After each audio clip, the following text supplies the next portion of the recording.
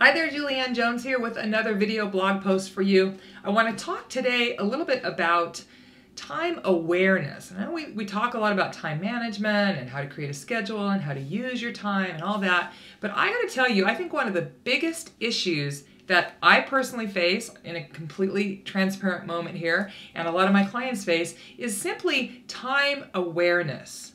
Are you aware of how much time you're spending, where your time is going, and really just, are you conscious of your time? And I just wanted to share a couple tools that I use that help me stay conscious of the time that I'm spending. So I'll give you a really good example. I spend a lot of time in front of my computer. I'm in front of my computer right now actually recording this video, and it's, you know, I can spend hours and hours and hours a day. I really pretty much work on the computer. So what I've done, because early on when I first started using a computer to work, 20 years ago probably, not even, maybe 15 years ago, because my son's 16, yeah, probably 15 or so years ago, what I noticed was when I was sitting in front of the computer, I lost track of time. And I'd be working, and the next thing you know, I'd look up, and it would be, 3 hours or 4 hours later, and I had no idea that much time had passed. And so back in the day, I had an actual Apple Macintosh computer, and it had a feature that would announce the hour at the top of every hour. Well, when I switched to my MacBook Pro a year and a half ago, the first thing I looked for almost immediately was, does it still have this feature? And it did, and I love it, because I turn it on, this really cool dude goes, it's 3 o'clock every single hour on the top of the hour. And so if I'm working, especially on a big project that requires me to really be focused, let's say I've turned off my email and I'm not on Facebook or I'm really truly focused on that project, every hour at least, I have to become aware of how much time I've spent. And sometimes I'll tell myself, you need to take a break, it's been 2 or 3 hours.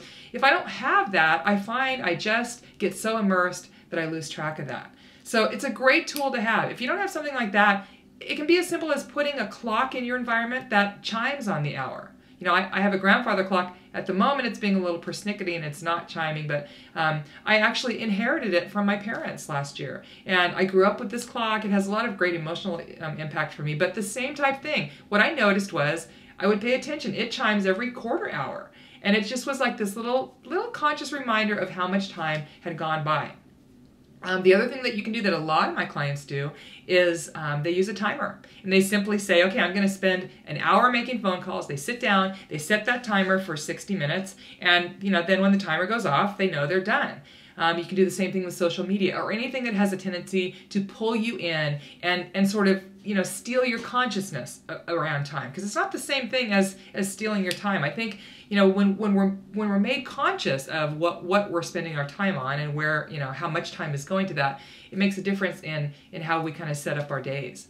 So hopefully those are some tools that'll help you. I would recommend that you find some way to make sure that you are being consciously reminded of what time it is at least every hour when you're working, whether that's your computer like me, or a grandfather clock, or a cuckoo clock, or some other sort of type of clock that chimes on the hour. Make sure that you're making yourself aware of how much time you're spending. You might be surprised at what will happen when you start to do that. I found myself, I became more productive, and I also took a little bit better care of myself. Those days when you don't even take the time to go, run to the restroom or make yourself lunch. Well, this seems to help me manage that, so that I'm taking better care of myself as well. Hopefully this helps. I hope you are having a fabulous month of March.